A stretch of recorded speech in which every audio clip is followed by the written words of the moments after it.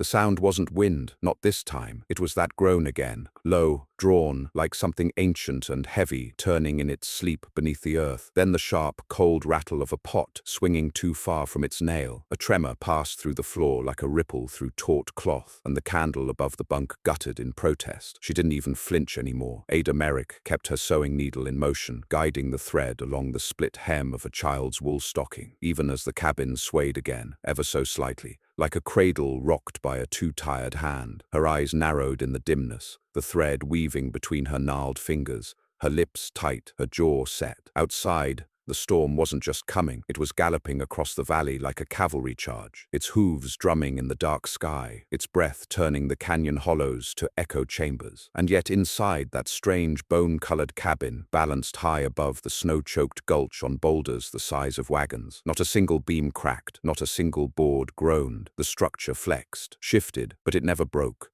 And it never slid. They all said it would. They'd said it with spitting laughter when she built the thing. Said it with sneers curling their mouths as they passed her claim. Said it behind their cabin doors in the night when wind clawed at their shingles and beams moaned like sick cattle. That widow's gone mad, they whispered. Widow Merrick's gone, and set her house on rocks like a bird's nest on fence posts. It'll tumble the moment spring melt turns the ground to pudding. Just wait till a real freeze hits. Just wait till the ground trembles. Just wait. They were still waiting. The storm hadn't been the first, and wouldn't be the last. This one, in fact, was coming in hard from the northeast. A late freeze gale that had slammed through the passes quicker than any could have expected, forcing men to abandon their wagon work, their wood cutting, their frost proofing. It sent livestock skittering down into ravines, and had already cracked the roof of the Curtis barn, whose main beam had bowed and snapped under shifting weight. But Ada's cabin, hunkered on those massive boulders at the mouth of the wind-scoured gulch, stood firm, because she'd built it to move, not to resist, and she'd done it alone. It hadn't always been just her. Once, long ago, or maybe just 3 winters back, depending how you measured grief, there had been Eli, her husband with the big shoulders and bigger ideas, the one who had picked the spot, pointing with his thick finger down the cliffside. Right there, he'd said, between those rocks, that's where it breathes. She hadn't understood what he meant at the time. She thought it was another one of his strange ways of describing land, like when he said the trees muttered in the east winds, or the creek sang when it froze. But he hadn't been wrong. That wind did breathe here. It filled the gulch like a lung, exhaled from the rock walls, dragged frost and cold air in and out of the valley like some spirit was living in the stone. Eli never got to build that house. He'd gone under the mule cart that spring, crushed when the axles snapped and the back wheels leapt. There was no doctor close enough to make it before dusk. His body hadn't even cooled by the time she knew she'd be finishing what he started. And when she did, she didn't build it like the other settlers. Didn't dig into the frost line and pour a muddy stone foundation that would heave and break when the frost buckled. No, she took to dragging stones, rolling them down with ropes. She pried them loose from the hill herself, packed them in beneath the cabin's base like legs under a table, balanced the floor joists atop flat boulder crowns that had sat motionless since before men had names. And the cabin, it floated atop them, pinned by nothing more than carved cradle hollows and angled weight. It creaked, yes, it rocked sometimes, but it stayed. And that unsettled the valley folks more than they let on. They didn't like her. Not really, not anymore. Once, when Eli lived, they tolerated her, called her sharp and odd, but with a smile. Now she was the woman with no man and no mind, the widow who spoke to her beams and rubbed wax into her walls and stacked firewood in exacting little towers high off the ground like pyres. She'd once hoisted a full hog into a tree to cure it, and the children whispered that she was trying to summon spirits. She hadn't. She just didn't want bears getting it. But out here, doing things differently was the fastest path to being called dangerous. So when her cabin didn't fall, they grew angry. That fall, when the frost first came and the wind picked up again, Ada had gone into town for salt. She'd tied her coat tight, tucked her hair beneath her wool shawl, and brought dried beans to trade at Divas's store. The moment she stepped onto the porch, conversation stopped. There were only 4 men inside, but they made the room feel thick with judgment. Jed Lowry was by the stove, boots up on the barrel, his lips twitching when he saw her. Walt Greer leaned behind the counter, eyes squinting in a way that made her feel like her dress was made of paper. And Mr. Divas, he didn't even lift his eyes from the ledger. No one greeted her, except the boy, Isaac Wren. He was only 11, but quick with a, "Good day, Miss Merrick."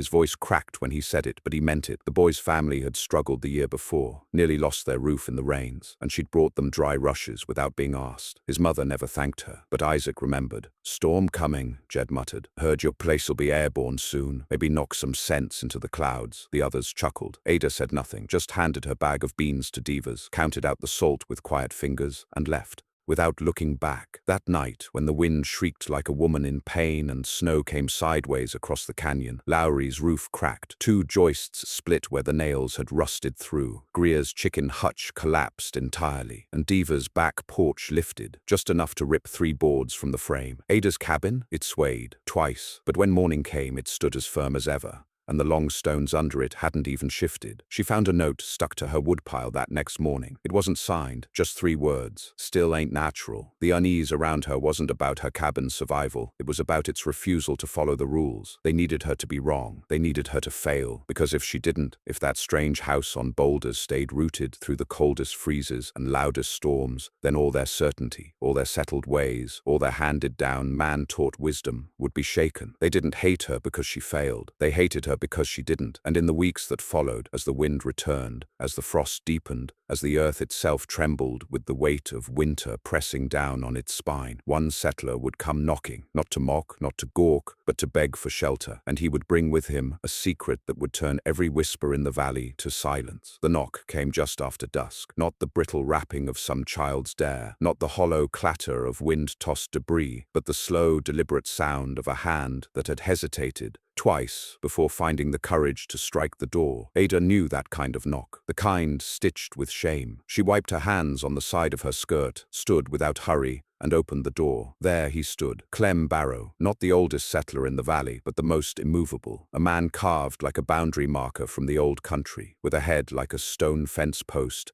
and knuckles the color of rust. He didn't bow, he didn't smile, but he removed his hat. Behind him, the snow came down in wide, slow sheets, quiet as falling ash. The wind moaned, but in that moment it felt as though even the weather was watching. "Evening, widow," Clem said. "Evening, Mr. Barrow." He looked past her shoulder into the dim interior. Candlelight flickered low, the hearth alive but controlled, warmth soaking the beams above and dancing on the faces of her 2 small boys, who sat near the stones, sorting chestnuts. They didn't look up. She'd raised them to stay calm when the door opened. He stepped forward, slowly. The boards beneath his boots didn't squeal. They shifted, yes, but in the way a well-hinged bridge does beneath weight. The way a structure built with movement in mind gives rather than breaks. "I come about the girl," he muttered. Ada said nothing. "Sarah, my niece." He shifted awkwardly. "She's sick. We didn't know how bad till the coughing turned. She hasn't stood in a day. And my sister's near broken from trying to keep the fire hot. House is half flooded where the frost cracked the pipestone. And," he looked up, his mouth opened like he might say something else, but he didn't. He just swallowed, jaw working like he was chewing rock. "We heard. Yours holds heat," he said, quieter now. Ada didn't nod. She didn't move. He took off his gloves slowly, letting the snow bite into his fingers. "We tried patching the walls, tried mud, tried pine pitch, but the boards have shrunk, and I swear that floor moved 2 inches when the earth shook last week. My sister, she's scared to close her eyes." The silence between them grew thick. "You said it'd fall," Ada replied finally. "Told everyone I'd buried my sense along with Eli." Clem winced. "You said it out loud," she added, not cruelly, just honestly. He looked away. "I came because she's going to die," he said, voice sharp, "and because I'd rather owe you my shame than bury that child next to her mother." It was enough. Ada stepped back. He entered without another word. She gave him her bed. Sarah arrived 2 hours later, bundled in canvas and wool, small enough to be carried by Isaac Wren, who'd volunteered to help. The boy looked older than 11 now. His face had thinned from cold and his jaw had a new tightness to it, the kind that comes from watching grown-ups fail too often. Sarah's cheeks were red with fever, her hands limp, but her lips moved faintly when the warmth hit her. Ada didn't ask permission. She brewed the cedar tea herself, crushed root bark into a poultice, and placed it against the girl's chest, cracked the window slightly so the air wouldn't go stale, and stoked the fire with a twist of dry willow she'd saved for such nights. She pulled thick canvas drapes across the inside walls, not for privacy but for insulation, and packed a folded stone under the bedpost to keep the frame level against the shifting heat. The girl coughed again and again, then finally slept. By midnight, her fever began to break. Clem said nothing the whole time. He sat in the corner, hat in hand, boots dripping, staring at the dancing flames with the look of a man remembering every insult he'd ever cast and chewing each one like gristle. In the morning, the storm passed, and something else broke, not just the frost outside,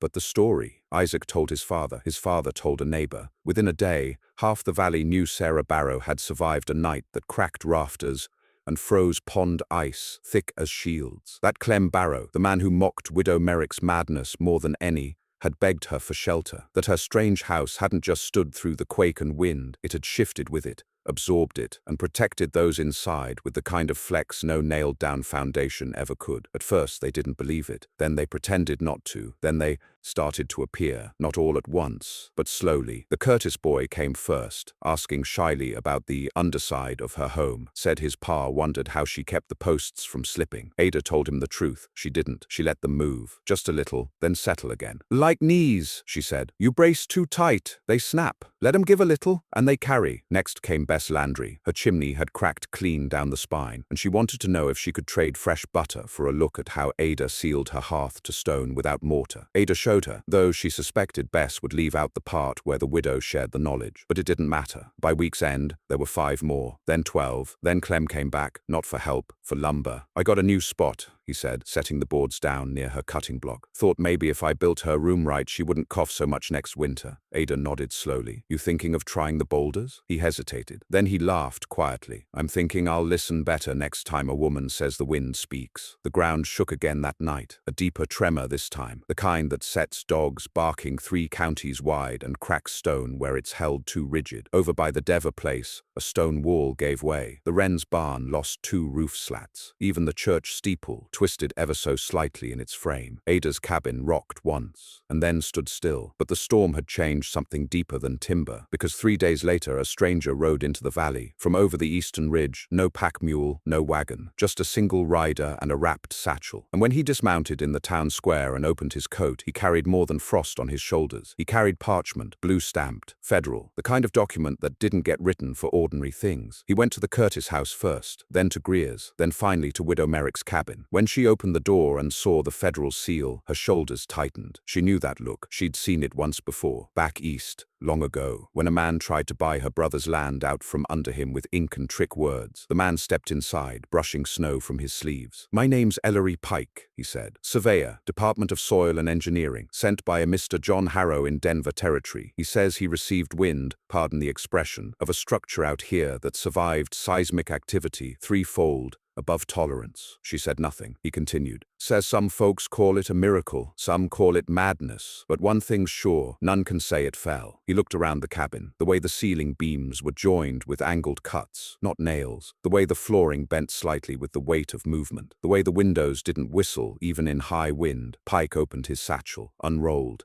the parchment. Madam, I'd like to record the method, for public record, for study. He paused, looked up. And I'd like to pay for it. Ada blinked slowly. You want to buy how I built my house? He nodded. Your name would be listed as the source. She laughed, not cruelly, not bitterly, just long and full and tired. And when she finished, she said one word. No. He blinked. No? This house wasn't built for studies. It wasn't built for men with ink and shoes too clean to know frostbite. It was built because the earth moves, because wind tries to break us, because my husband died before he could build it himself, because I had boys who needed warmth, and a world that said women don't know stone. Pike swallowed. Ada stepped forward. If you want to learn, you stay here. You help cut timber. You haul stones. You feel the floor shift under your feet and decide not to run. But you don't take my words and file them in some cold city room. You earn them. He stood there, frozen, and then slowly he nodded. I understand. No, you don't, she said, and turned back to her fire. But you might by spring. What she didn't know, what none of them knew, was that something darker was coming down the valley road, a force no Boulder or clever cabin could stop, something that would test not just the wood and stone of her strange home, but the very faith of those who once mocked her and would soon beg to enter once more. It started with a cough, not Sarah Barrow's cough. Hers was healing, softer each morning, the fever now behind her, replaced by sleep and a color returning to her cheeks that no one had expected to see again. No, this cough came from down the valley, past the bluff, from the edge of the Curtis place. It was nothing at first, just a father with a sore throat, then a child too tired to carry in wood, then a woman who wouldn't open her door come sunrise, and then, 5 days later, 3 houses had gone silent. Ada felt it before anyone spoke of it. Not the illness, but the shift in air, a hush in the wind, a wrongness in the smell of smoke from neighboring chimneys, the sound of boots moving faster, the way even dogs barked less and eyes held longer when they met yours in the street. Then came the wagons, not the ones that brought goods or visiting kin, but the ones that carried what couldn't walk anymore, bundled shapes under blankets, some still breathing, some not. The doctor from Bitter Creek rode through, saw the signs, left that same afternoon, said he'd seen a sickness like it once, back in the silver camps, called it black throat, said it took the week first, but spared no house if it lingered, and it lingered. By the end of the second week, the church bells stopped ringing, not because there were no more funerals, but because the men who rang it were too ill to climb the tower. Clem Barrow came in person again. His shoulders were hunched in a way that didn't come from cold. His face looked older, his mouth dry from too much whispering. "Half of 'em are sick," he said quietly, standing outside Ada's cabin. "Some of 'em won't admit it. The rest, they're just scared. Ain't like frostbite, ain't like wolves. Can't shoot it, can't burn it out." Ada nodded slowly. She'd been waiting for this. "You want to bring them here?" she asked. Clem looked up sharply. "No, no. Not unless you say." She studied him a long moment, then turned and looked to her boys, who were quietly stripping pine bark near the hearth. "This cabin won't hold 20, she said. "No," Clem agreed, "but it might teach 20 how to survive." She said nothing for a moment, then gave a single nod. "I'll show them how to build the cradles." And that was how the widow's knowledge became a fever fence. She called them cradle braces, taught Isaac Wren and the Curtis boys how to carve the hollows in boulders so the beams rested smooth and deep, taught Bess Landry to seal floor planks with layers of packed moss and scorched lard, taught them how to leave tiny breath holes near the ceiling to pull warm air through the cabin like a lung. Not one part of her design was fancy, but every inch had reason, movement, flex, strength. And soon, on the far side of the valley, 3 new cabins rose, built not to resist nature, but to bow with it. They were the only ones that didn't lose roofs that storm, but the sickness didn't care for roof lines. It slipped through cracks, clung to blankets,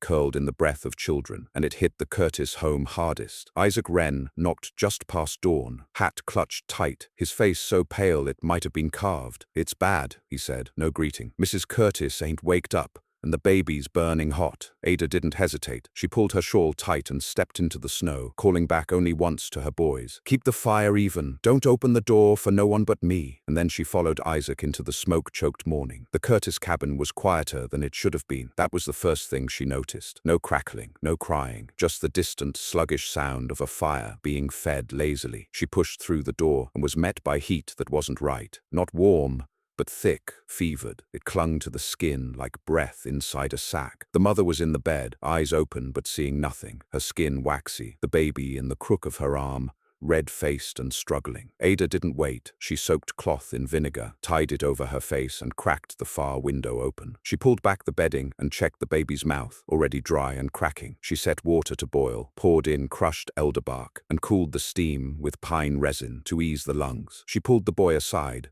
told him how to keep his mother from turning cold, how to press her hands every hour and watch her chest rise. "I'll take the baby," she said, "but she needs dry air. This place is dying." He nodded, tears running silent. And that night, a second child came to stay in the Boulder cabin. By the end of the 3rd week, there were six children, all under 10, curled on cots made from lashed wood and spare quilts, each one coughing less by the day. Ada had turned her pantry into a sick room, hung canvas over the doorway to keep in the heat. She slept in a chair most nights, her boots never fully off, her hands blistered from boiling water and grinding roots. Clem brought supplies when he could. Bess brought broth. Even Divas, quiet, shaking, left a sack of clean snow and flatbread on the porch one morning before dawn. No one mocked anymore. But sickness has a way of testing more than lungs. It tests memory, and that was when the tremor returned. Not a small one. This time it was different. The earth didn't shake. It lurched, like a beast had turned beneath them, groaning through the bedrock. The creek split near the Wren place. 3 cabins cracked straight through their walls. At the church, a stained glass window buckled in its lead frame and shattered inward. And Ada's cabin? It moved, not sharply, but deeply, a long, low shift. The boulders beneath it groaned like giants turning in slumber. The floor tilted so gently that none of the children even woke. A single jar fell from the shelf and rolled once across the floor. Then silence. She stepped outside. The snow was cracked in long scars across the slope. Trees leaned, but her cabin stood, still balanced, still firm, still alive. But the hill above her? It was bleeding, a slow crumble of stone, far up the ridge, small at first, then faster. A sheet of snow gave way and brought dirt behind it. Then came the roar. Trees snapped. A low, grinding thunder of movement. Landslide. She saw it before she heard the screams. The Curtis cabin sat just below the slide path. Isaac's voice was already in the wind before she moved. She didn't think. She just ran. The snow clutched her knees. The wind burned her lungs. But she ran, past the stone markers, past the curtained huts, up the twisting path toward the lean-to, where smoke still rose. The landslide didn't come as a wave. It came as a creeping tide, then a break, a rush of slush and ice and tree trunks. And it struck the Curtis cabin like a fist. By the time she reached them, it was gone. Only half the house remained, and there in the corner Isaac stood, one leg trapped beneath a splintered beam, the other bleeding, but his arms clutching the baby, still swaddled, still breathing. Ada dropped to her knees. "I didn't leave her," he shouted through tears. "I didn't. I know," she said, already working the beam loose. The ground shifted again. Another tremor. She had minutes. She braced her back, shoved the beam once, twice, and then,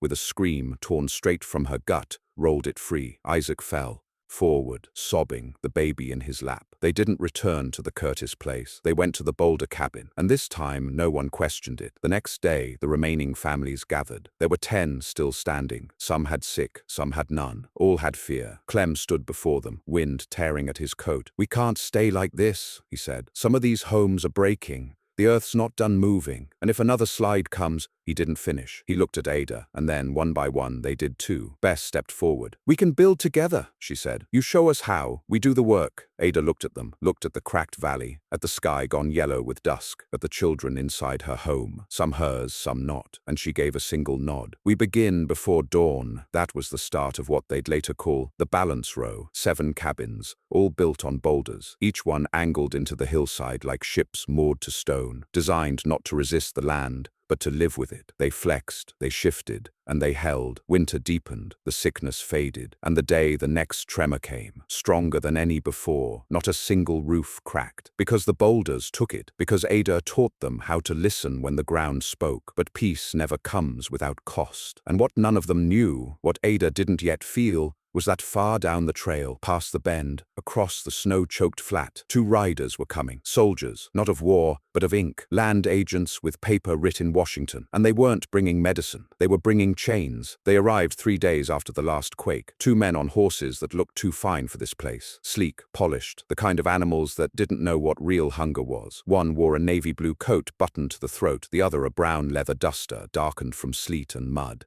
But not hardship. Both had the sharpness of town-bred men, their backs too straight, their eyes too cold, their boots too clean. They didn't ask for water, didn't greet, didn't tie their horses with care. They rode up the valley road like they already owned it. When they reached the mouth of Balance Row, the long ridge above the gulch where Ada's cabin sat among the new Boulder homes, they didn't even dismount. The one in blue pulled a folded paper from his satchel and held it up like a priest waving scripture. "I am Elias Crane," he called. "U.S. Land Office. This settlement sits within unverified territory, pending reclamation assessment." His voice carried like a knife. Beside him, the man in the duster, Callum something, squinted at the cabins, lips curled slightly, as if the sight of homes balanced on stones offended something deep in his spine. Ada stepped out of her cabin, coat drawn tight, eyes calm. She looked at him. "Proving we stay." They worked in snow light, with axes and picks and rope, hauling timber, hoisting stone, not to build new homes, but to reinforce the ones they had. Ada had them dig root skirts around the boulders, broad circles of packed earth to deflect water runoff. They carved drainage grooves along the outer cabins, built fire pits beneath stone slabs to draw warm air upward through floor gaps. She taught them how to weld stone caps to footings with sand and ash paste, a trick she'd learned from her father back in Maine. And she wrote, every night, page after page, diagrams, footings, instructions, testimonies. She kept a thick ledger, inked by candlelight, detailing every structural brace, every material, every quake, and how the cabins shifted, held, flexed. She recorded wind direction, floor tilt, post tension. She mapped it like scripture, because if they came again, and they would, Ada would have more than boulders to stand on. She'd have proof. Still, fear dug in. Clem came to her on the 7th night. "They're not going to wait for thaw," he said, voice low. "I heard it from the Greer boy. The soldiers are camped 10 miles out, said they're bringing chains, orders to clear before month's end." Ada didn't blink. She turned a page in her ledger. "And they'll burn it down," he said more sharply. "They'll rip these cabins off stone like rotten teeth. Then we show them they'll crack their hammers before they crack us." He stared at her. "You don't get it," he whispered. "This isn't about safety. It's about control. They don't care how strong these cabins are. They care that you did it without permission." She met his gaze, eyes tired but iron. "I'm done asking permission to survive."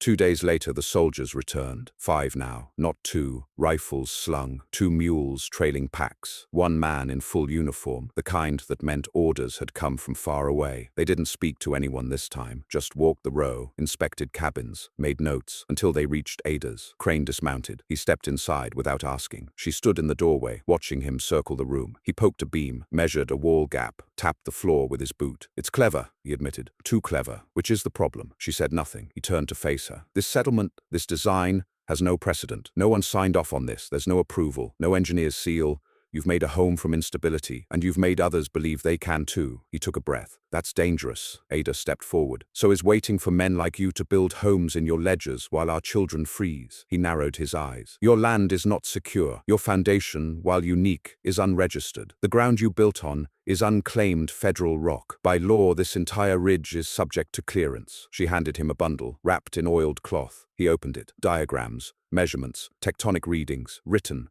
Testimony from survivors of the Curtis slide. Signed statements. Even pages notarized by a traveling judge who'd passed through that winter. And on top, her ledger. "Proof," she said. "The ground shakes. Ours bends. Yours breaks." Crane scanned it. He didn't speak for a long time. Then, "You think this will change policy?" "No," she said, "but it might change minds." He looked at her, at the quiet rage of a woman who'd buried a husband, raised children alone, defied earthquakes and scorn, and he saw something he hadn't expected. Not defiance, faith, not in God, in the work, in the stone, in the hands that built. He left without a word. A week passed, then another, then a letter came, carried by a young boy with shaking hands who didn't know what it said. Ada opened it on the Boulder steps, read it twice, then smiled. Not wide, not triumphant, just deep. The cabins would stay. The structures were to be studied, not dismantled. The land registered. Titles issued under new terms. Adaptive settlements in seismic terrain. No longer illegal, now precedent. That spring, the first architects came, men from Denver and Salt Lake. They sketched the homes, studied the stones, took samples of the flexed timbers, measured sway, interviewed survivors. Ada spoke little, but her boys stood beside her, and Isaac, and Sarah Barrow, and the children who'd slept through storms because one woman dared to balance her house on stone. They stood in the sun, while others wrote, and for the first time in that valley, the wind blew not as an enemy, but as witness. The summer came late that year. Spring melted slow, reluctant to yield,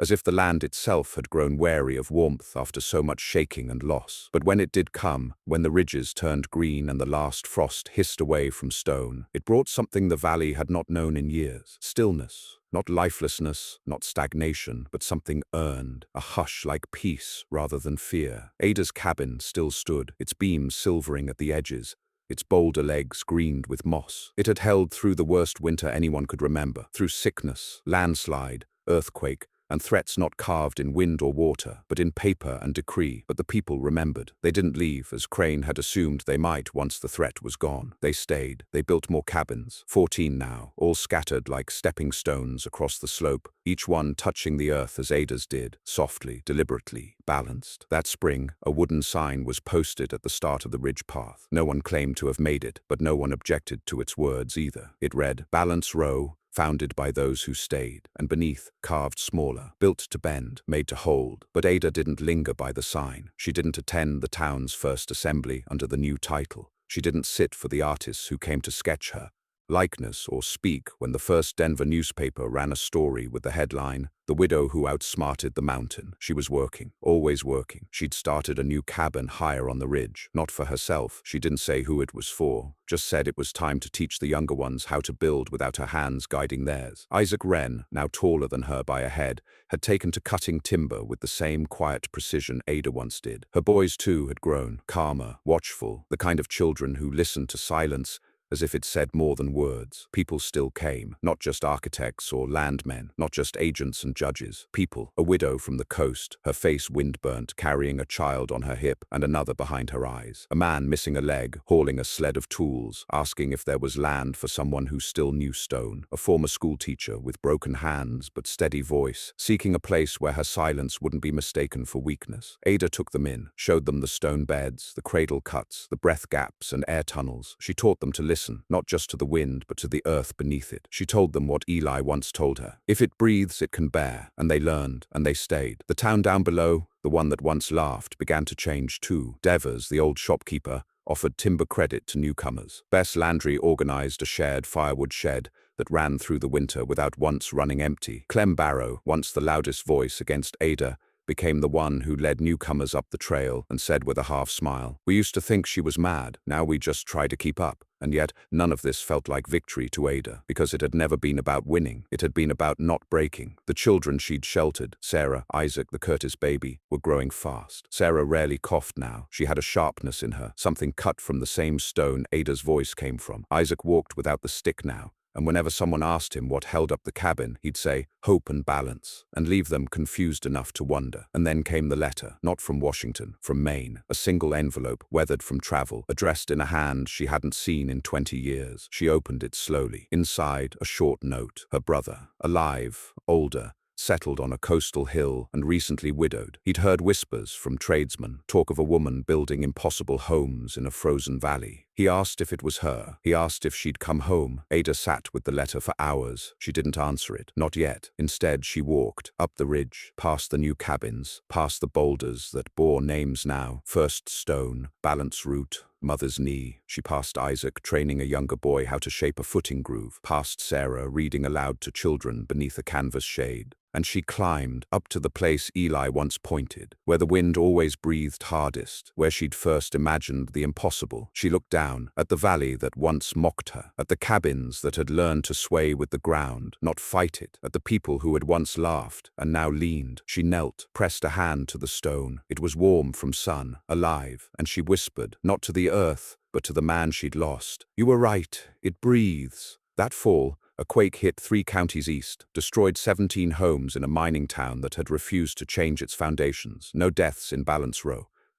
In the years that followed, architects would cite her in texts. Young women would name their daughters Ada. Some even claimed her cabins inspired a movement. But those who knew her knew better. She didn't build to inspire. She built to survive, to protect, to stay. And in a world where storms howled and land cracked, and men came with laws to tell her she was wrong, she had done the one thing they never expected. She endured. And her cabin, balanced still, a Boulder home that rocked in wind, whispered in quake, shifted with the land beneath it, and never, not once, ever fell.